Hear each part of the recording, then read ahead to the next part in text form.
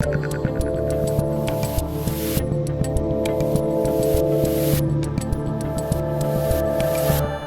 right, guys, I'm Dave Rubin. This is the Rubin Report on location in Brisbane, Australia. It's October 27th, 2025. And because I'm actually in the future in this part of the country, apparently we've just completed our Brisbane show. I'm sure it was absolutely amazing. I may or may not be on a plane back to America, and apparently I'm live tomorrow because Phoenix will not give me the day off.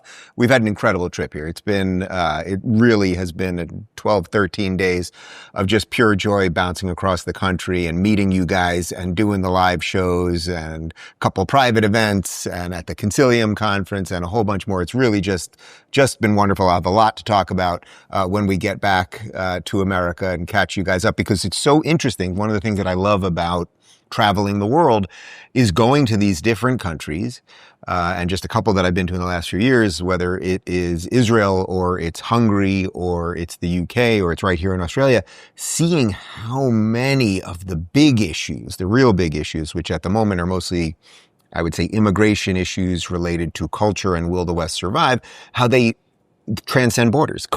It's ironic. They transcend borders completely, that all of these countries are dealing with the same things. Americans, what does it mean to be an American? Australian, what does it mean to be an Australian? Et cetera, et cetera. And how will you defend your country? And will you fight for your country and your values and all of those things? So it's really just been absolutely, absolutely wonderful here. And as I said, we will be back live in studio in the free state of Florida, in Miami tomorrow. And let's just dive in on everything that's going on in the world right now. Most of it has to do with what I can only describe as a horrific impending disaster in the once great city of New York, a city that I spent most of my formative adult years in, which appears to be on the verge of electing a socialist slash communist slash Marxist slash little bit of jihad, Zohran Mamdani. Let's start with Bill Maher show because it is Monday, but we're not going to throw to the intro today. He had a former Biden comms director on the show. Her name is Kate Bedingfield, and they got into how Mamdani is a dual citizen with Uganda, which I suppose in itself is just fine, although he does seem to want to import a lot of Ugandanese ideas here into America. But that in Uganda, they still have the death penalty for killing gays. Now, this is a guy who's always out there with the gays. He never invites them over for his, mosque parties, but he's out there with the gays. He loves the gays. Should he renounce his citizenship? Listen. The issue now that Andrew Cuomo is bringing up in New York is that he is a Ugandan citizen. Uganda is a country where they kill homosexuals. So somebody who is a dual citizen can't be mayor of New York, or? I would renounce, if I was the dual citizen with a country whose policy, the government policy was we kill homosexuals, I would renounce that citizenship. I don't, and he also. I think that is buying into a fear framework that is not fear good. Of killing homosexuals. It's not good for the country. It's not good for the country. You shouldn't be afraid of that. And I think the way that. Fear of killing homosexuals. Yeah. Well done, Bill. I mean, this clown who worked for Biden, she was a comms director for a man who wasn't even checked in mentally the entire time. But it just goes to show these lefties put politics over everything. You worked for the Biden administration. You had the trans people dancing outside the White House. You chopped off all the kids' genitals. You were all about the entire queer thing, right? Now a guy's coming in who is from a place where they kill gays. At the mosque that he prays at, they don't do gay weddings. Again, I'm not for forcing it. I'm just exposing his hypocrisy. His imam was a co-conspirator in the 1993 terrorist attacks on the World Trade Center. We can go on and on here with all of his friends and pals and cohorts and comrades, as they say. We can do all that. But it's so interesting that what her gut feeling is that you're just playing into fear about this guy. But Bill is right. This is the tough part of defending liberal principles. Bill is defending liberal principles. He would prefer that gays not be killed, right? Oddly, the progressive wing will defend a guy who is pretty much okay with that. And the reason I'll say he's okay with it is unless you can show me a video of him saying, all right, you know what? I don't want to give up my citizenship. That's a bit much. And I can understand that. He's from that country. I assume he still has family there. I think he got married there. He doesn't want to give up citizenship. But how about condemn the Ugandan government? Is there any video of that? Probably not, because then he knows if he goes to Uganda, he might get beheaded. Uganda be kidding me. All right, here's Zohran himself, and as always, he's mostly concerned about the wrong things. To be Muslim in New York is to expect indignity. But indignity does not make us distinct. There are many New Yorkers who face it. It is the tolerance of that indignity that does. For as long as we have lived, we have known that no matter what anyone says, there are still certain forms of hate acceptable in this city today. Islamophobia is not seen as inexcusable. One can incite violence against our mosques and know that condemnation will never come. Elected officials in this city can sell T-shirts calling for my deportation without fear of any accountability. The consequences are stark. More than 1 million Muslim New Yorkers exist in this city only to be made to feel as if guests in our own home. No more.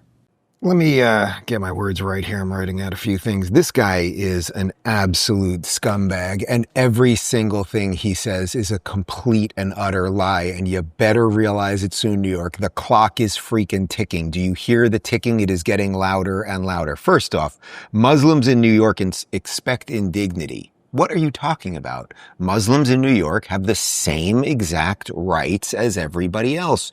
You pal around with people who literally call for genocide. You will not condemn, globalize the Intifada, blah, blah, blah. So it's just pure nonsense. Also, people selling T-shirts to kick you out. If the T-shirt said kick out and kill all Muslims, that would be an infringement on the First Amendment because it would be a direct call for violence. Saying that you should be booted out of the country, I don't like you. You should be booted out of the country. You are here to destroy America. We have free speech and free expression, and people are allowed to wear that T-shirt. But he desperately wants to be the victim, right? Born with a silver spoon, got the lo-fi music, got the soft lens, got all the money, has all his fake accents depending on who he's talking to, and he's also the victim.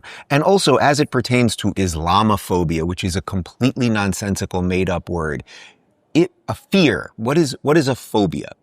A phobia is an irrational fear. If you are gay, what should you think of Islam? Do you think that's irrational? If you are a woman, what should you think of Islam? If you are a non-believer, what should you think of Islam? If you're an ex-Muslim, what should you think of Islam? If you're a Muslim who just, wants to go out and have a good time, what should you think of Islam? Are any of these things illogical fears? It is complete and utter nonsense. It is a word. Oh man, what's the Christopher Hitchens line? Can someone Google it? Christopher Hitchens on Islamophobia. He's got a great line on it.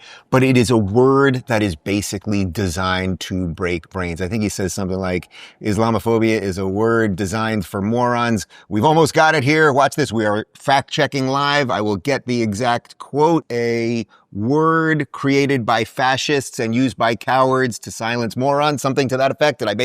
Yeah, that's it. I want to give credit to a woman by the name of Amy Meck. She's on Twitter, and you should follow her if you don't, because she has been tracking what's going on with these false cries around Islamophobia and radical jihad and the rest of it for years and years and years.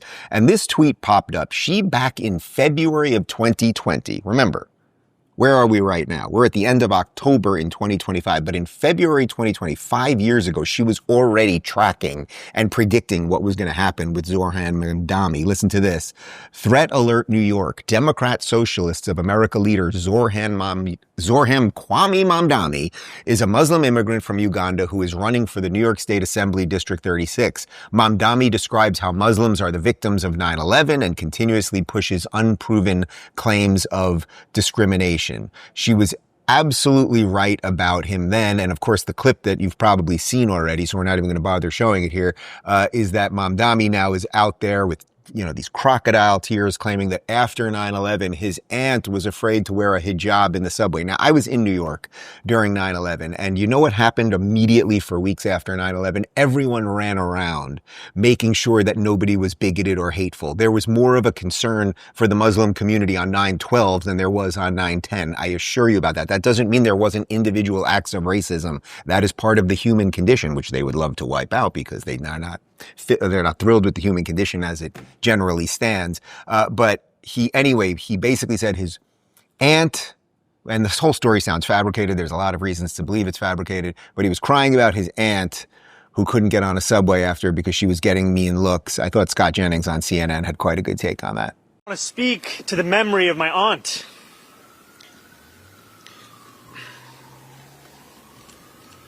who stopped taking the subway after September 11th because she did not feel safe in her hijab. Today he has his press conference.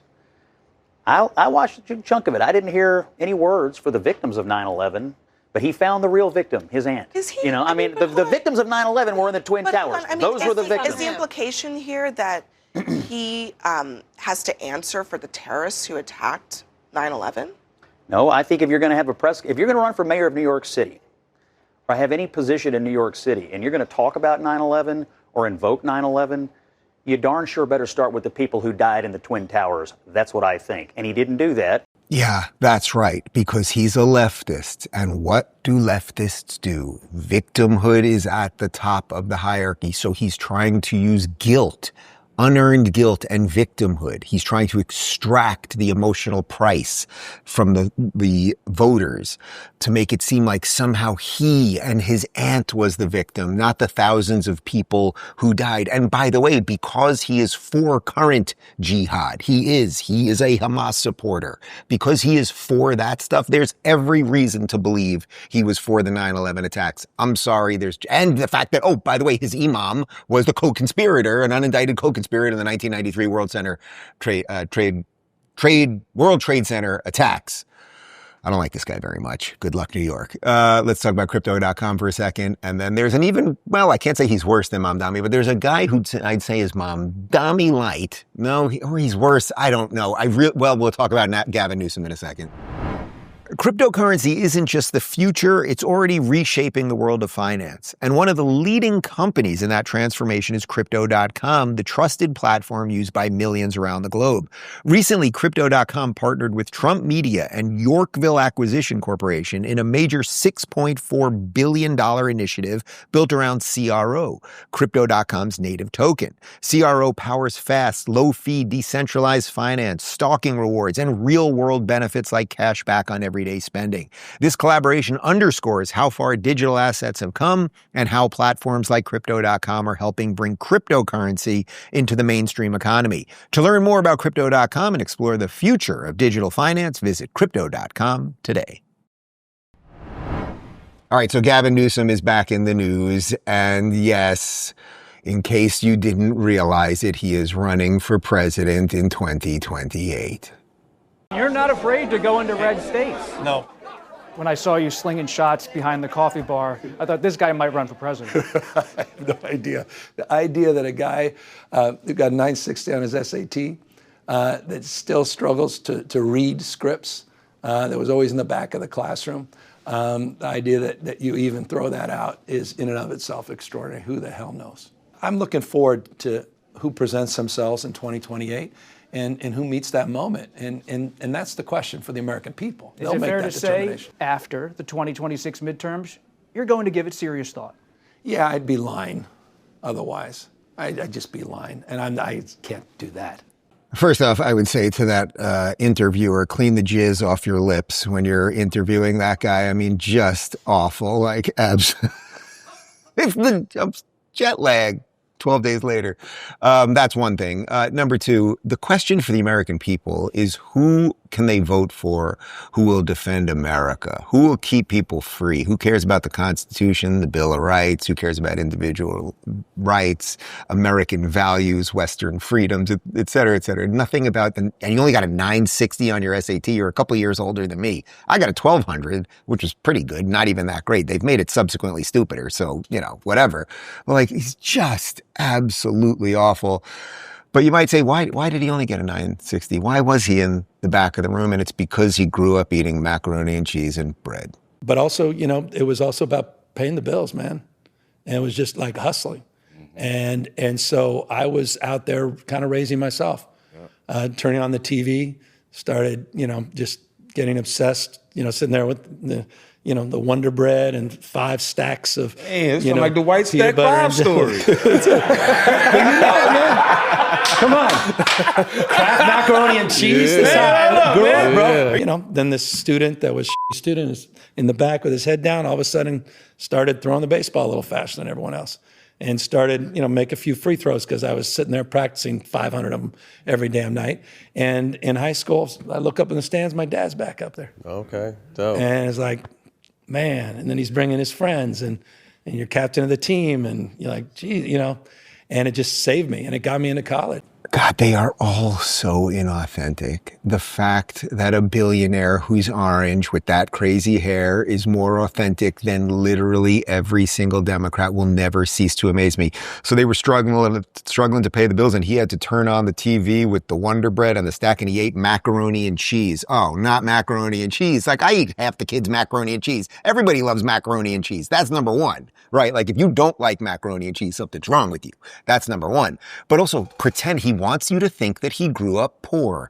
Well, it turns out that his father worked for Getty Oil, and his grandfather, Gavin Newsom's grandfather, was an oil tycoon, okay? How about this image from Gavin's high school? Look at oh, he looks so poor and hungry. And am I looking close enough? Is that macaroni and cheese off his lapel over there? What's going on over there with that scarf? And he was the most stylish in all of high school as a senior, which, you know, the poorest kids are always considered the most stylish, right?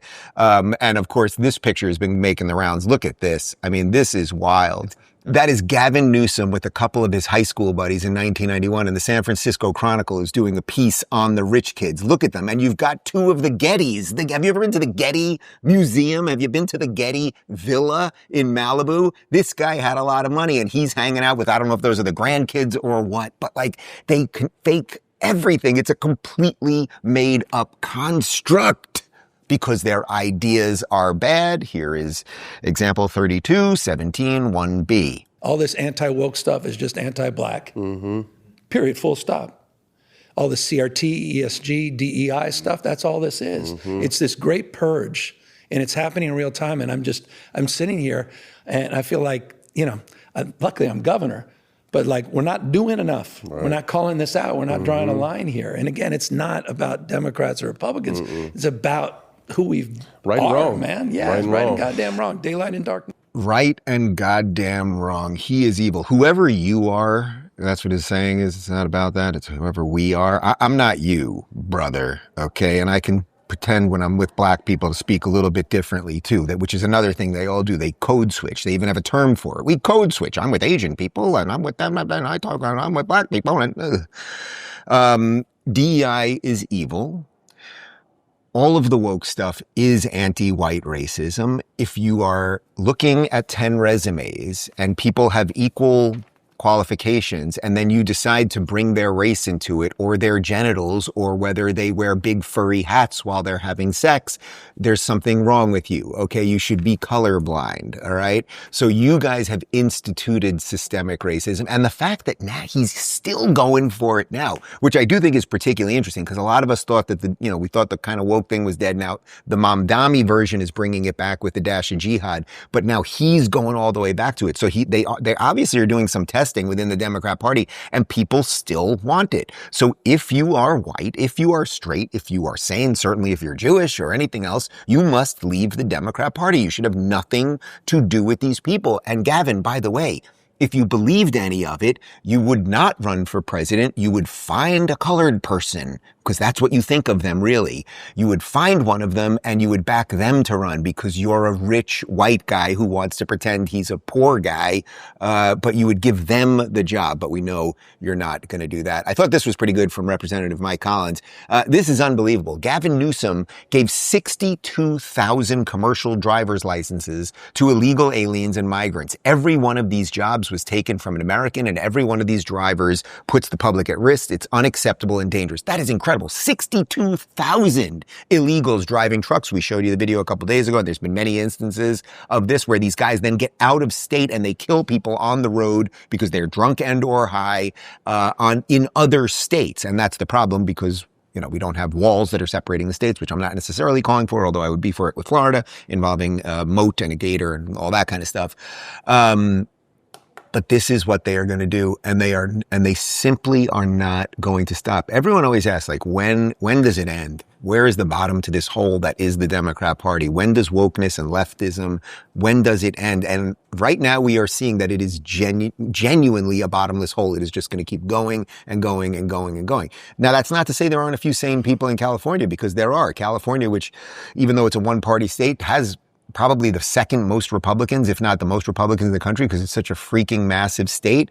Former Republican governor Arnold Schwarzenegger, here he is talking to Jake Tapper about what Newsom's trying to do with gerrymandering.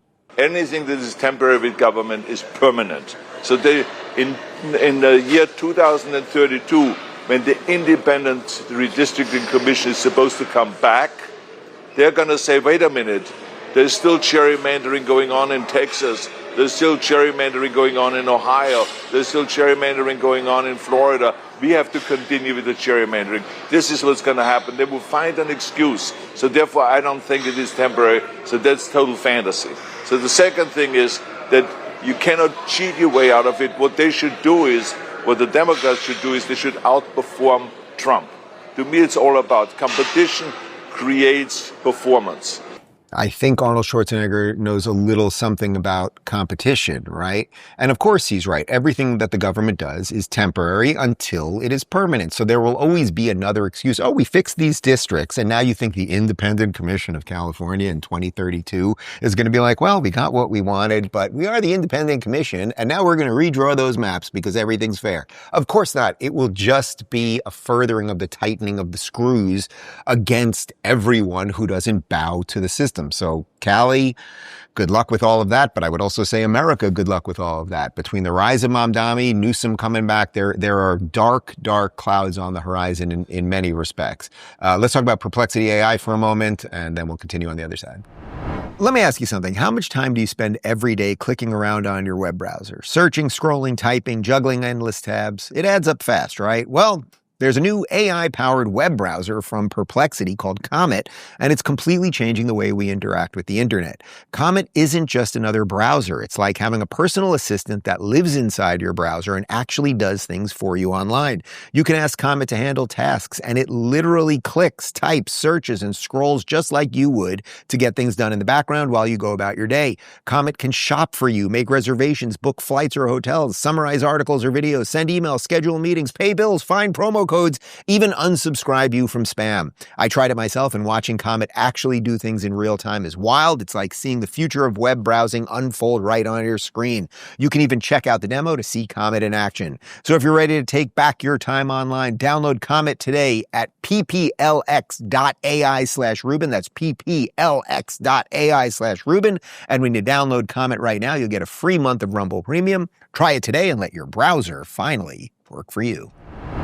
All right, so to the backdrop of all that, before we get too black-pilled, let's talk about some of the good things that are happening right now. And you know, I always try to talk about the good things. I know there's a lot of people on the right that don't talk about the good things and are trying to break your brains and make everything depressing and everything else. But Donald Trump continues to rack up win after win after win after win, and we have to acknowledge it. We can't just make fun of these losers on the left. So listen to this from Fox News. Cambodia and Thailand on Sunday signed an expanded ceasefire deal that President Donald Trump helped broker over the summer, ending their border conflict.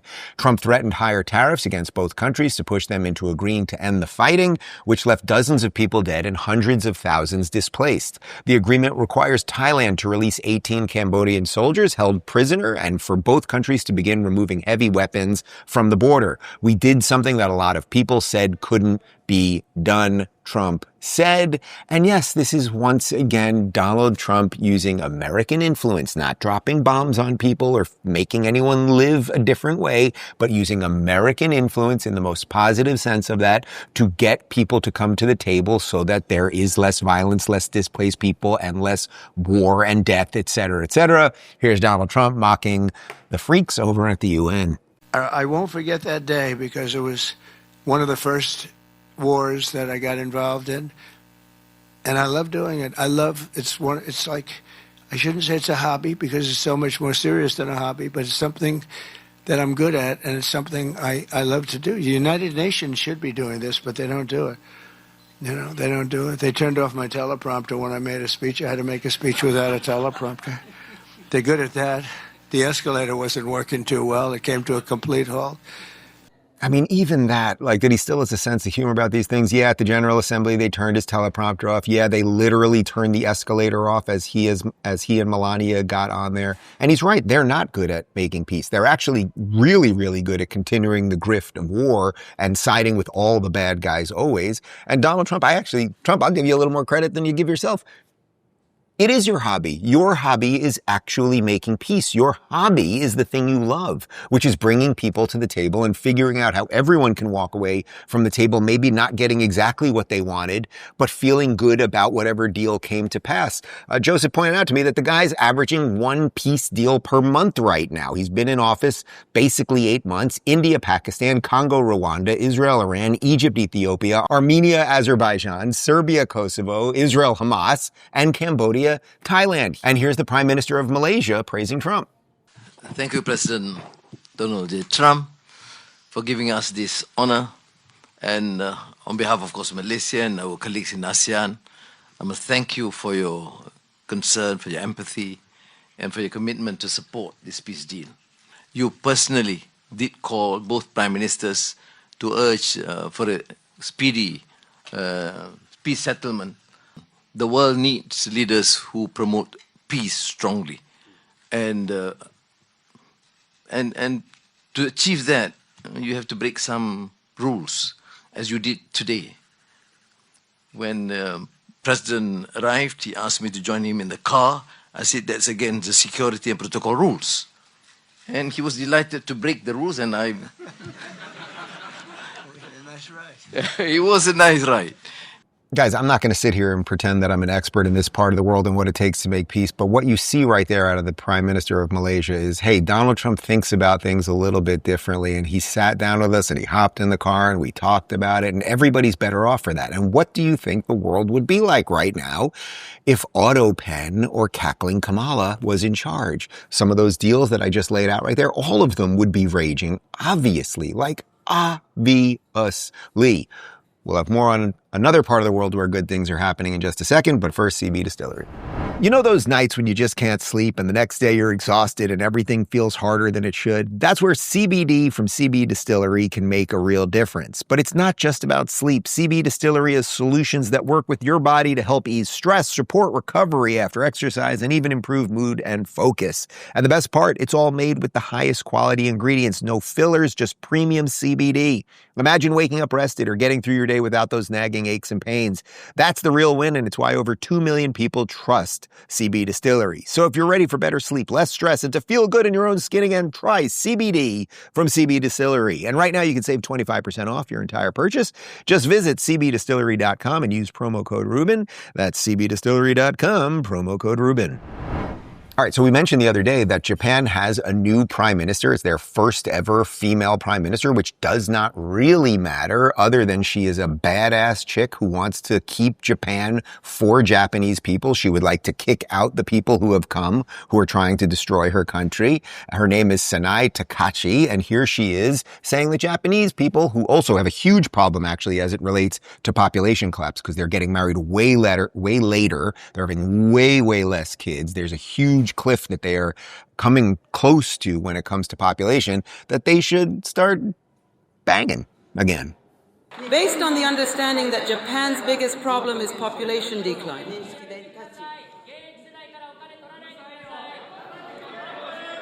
we will establish a system to consider measures against population decline, including policies for children and child rearing.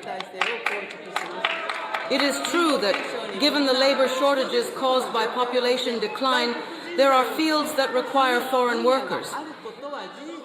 Inbound tourism is also important. However, it is also a fact that some illegal acts or rule violations by certain foreigners have created situations where the public feels anxiety or a sense of unfairness.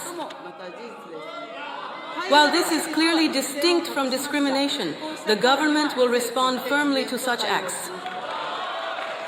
So you get what she's doing there? She's saying, we don't want to be bigoted. We understand that not everyone who has come here is committing illegal acts, but we know that some of them are. We're going to deal with that. And also, we should be reproducing. And by the way, we do have labor issues. She's also dealing with it on the reality front. We have labor issues, so they want to deal with that. But as you guys know, the robots are coming. I think the Japanese are pretty good when it comes to technology and robots. And that will all be solved too. So if they were just to let in thousands and thousands of people just to have their labor jobs, well, when the robots replace them, then guess what? You have all these people on the dole and or seriously angry at you. So yes, it is good to defend your culture. It's good to defend your borders. It's good to have kids. It's good to reproduce. It's good to be proud of your country and where you're from and all of those things. And a guy by the name of Jordan Peterson has been talking about that for quite some time. We teach young women in particular that the fundamental goal of their life is going to be their career. And, first of all, most people don't have careers. They have jobs. And those are very different things.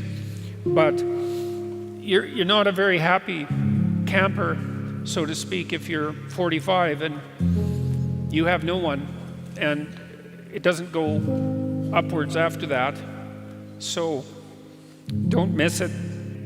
Little children pay you back immensely if you have a good relationship with them, if you're on their side and encourage them, because they're an unconditional source of joy and love.